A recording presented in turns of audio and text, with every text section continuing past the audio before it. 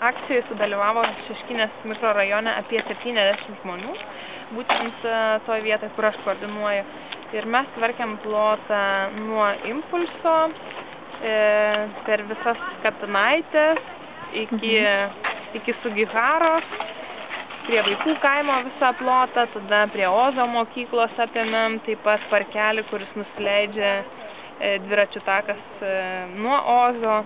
Ir iš tikrųjų radom nemažai tų šiukšlių, radom netgi lavoną, kurį ką tik išvežė. Iš tikrųjų taip, negyvą žmogų, taip, visko būna.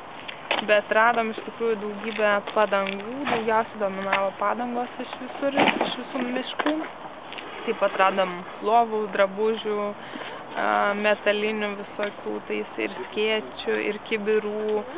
Aišku, buitinių atliekų labai daug. Kaimo vaikų buvo gal ir suaugusių gal 50, o visi kiti yra savanoriai, atėję iš miesto arba šalia čia gyvenantis.